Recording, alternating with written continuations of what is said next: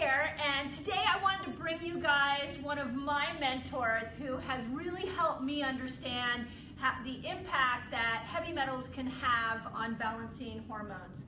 I've told my story before. In my early 40s, I felt like I was at the peak of my game. I was the most fit I'd ever been. I was eating well, I was working out, like everything. Sounds like my story. Right? Yeah. It's very similar. And then bam, one day I stopped sleeping, the depression, the anxiety, like it was about a year's time and all of that creeped in. Yeah. And then I discovered lead, that was mine, and it really has changed my life to detox that out. I mean, I sleep amazing now. So I just wanted him to share. We're doing a big event for a women's health event next Saturday, and I wanted him to share where he learned. I mean, he brought heavy metals to the forefront and how it really impacts your hormonal levels. So I wanted him to share. Yeah, like you. I mean, the bottom fell out of my life, right? And I like so many watching this, I started addressing my adrenals because that was obvious. Not adapting to stress at all.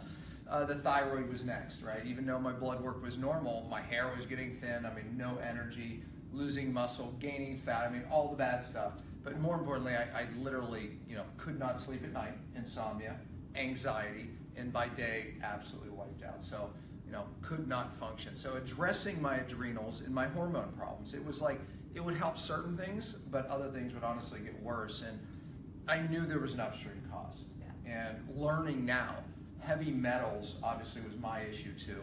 It affects hormones in 3 ways. And number one, when I was sick, I knew that the adrenals and the thyroid were downstream.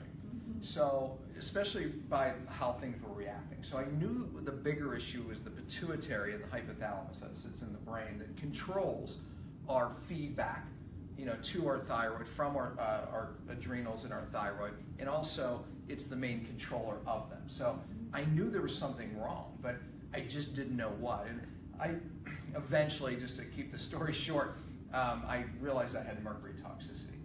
Then led to studies that most of that mercury is stored, bioaccumulated, stockpiles in the pituitary hypothalamus. And so that was a big deal. Discovering the sources, removing those, and then the learning process of getting it out of the brain. That's what gave me my life back, and now thousands of others. We have so many doctors doing this, but that's the key. So that's one way that heavy metals directly influence all of your hormones through that major pathway. And the other thing is that the metals, they get in and around these hormone receptors. Matter of fact, thyroid is an example. There's a selenium receptor. Selenium attracts mercury. It just does. So that receptor pulls in. So the mercury attaches to these thyroid receptors. And the problem there is the body then starts looking at it as something foreign and starts attacking it. And now autoimmune. Yeah. So autoimmune thyroid, Hashimoto's, whatever it is. And this can be any hormone. I'm using thyroid as an example. But the point is that now the body starts in this autoimmune driving inflammation. Mercury's attached to these membranes and receptors, and the body attacks it. And then, lastly, obviously, it changes epigenetics.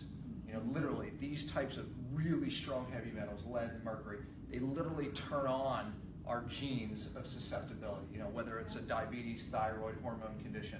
So now we start expressing these things that we don't want to express. Yeah. So 3 ways heavy metals impact our cells, and then obviously our symptoms. And you won't get well until you fix the cell. So the other interesting thing that really turned on the light bulbs for me when I first heard you speak was you were fresh coming out of Flint, Michigan, and talking about lead. And I'll never forget you said on stage that next to Flint, Michigan, the highest levels of lead were in California. And I live in California, and I actually went home. I'm like, I don't think he has that statistic right. So I went home and I Googled my water area. I went to my water district, and it's sure enough, lead, arsenic. They now have put fluoride in our water as well. And another hormone disruptor. Fluoride attaches to these receptors as well. Same thing, So, and then I dug, and then you talked about cavitation. So I have a cavitation that I got to get fixed.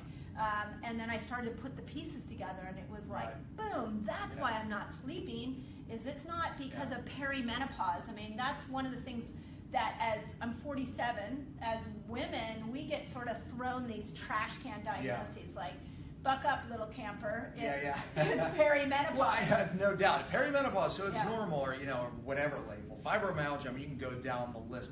I think as a criticism of standard medicine is very simple. They're just throwing medications at it, time and a place. However, it's not getting to the cause. Well, alternative, I think, has now fallen into the same criticism. Is there, people are throwing more vitamins and more bioidentical hormones at these things, and it's too far downstream. Yeah. We're not getting upstream to the cause, and that's obviously what, you're going to learn, but you have to get upstream to the cause. That's how you got your life back. That's how I got my life back. And I think that too few are maybe willing to do what it takes, but those sick and tired of being sick and tired, it's like, look, you get to the cause. That's the magic. That's how you get your life back. But everyone thinks the detox is so simple, right? Just, take this cleanse, this juice cleanse, or whatever it is, right? It has to go to the cell. And that's what you teach. Too. Yeah, and so true. It is not that simple. I mean, I've been doing, so I did a Facebook Live series for 2 weeks on detoxing. I've done it 3 times a week. And it's really trying to step it out for people because it's not so simple. Right. So last thing, if you're a 40, 50-year-old woman and you're starting to get menopause symptoms, what would be your #1 recommendation? Have an understanding husband. Yes, agreed. Well, look, if you understand what's happening in menopause, your estrogen, your hormone levels are dropping. That's, by the way, that's normal. Right? Because people go, and I went to my doctor, my hormone, well, okay, that's normal. That's what menopause is about. However, here's the problem. The problem is getting your cells to hear the hormones. So very healthy people don't have these high hormone levels. They have hormone levels that may look even low. But the key is as you're going through menopause, your cells become more sensitive to the small amounts of hormones. So therefore, you're not at risk for cancer. You're not at risk for all these diseases that elevated hormones, and by the way, when you're taking them, makes you more at risk for. But your cells are hearing it. So the key is getting your cells to hear the hormones better. And you're going to teach on that. Obviously, I can't do it in one video, but that's the magic. Is hormone sensitivity is key, and there's not one answer. It's a multi-therapeutic approach of getting the cell to hear the hormones. That's the key. Yeah, awesome. I've learned so much. I mean, like he said, it changed my life to take his teachings and apply them to the lifestyle I already had. It just was profound. So next Saturday, I'm going to be in San Jose.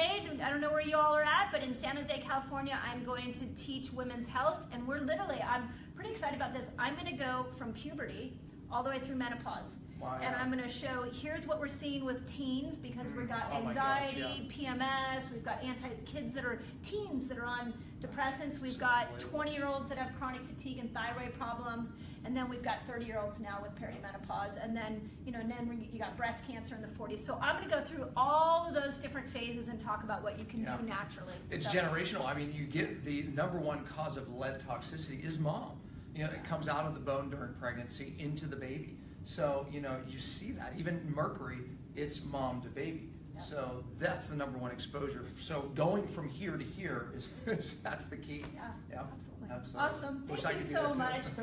Really appreciate it. Yeah. So I hope that's helpful. And you know what? Here's what I'd love you to do is in the comment section, if you found it helpful, just put helpful. It's great for if you're not following Dr. Pompa on Facebook, he does some incredible Facebook Lives. We're both trying to give you guys real hardcore information you can go and apply. Absolutely. So this is not about a rah-rah. This is about here, take this and go do it. No So doubt. if it's helpful, put helpful. And if you haven't, share it.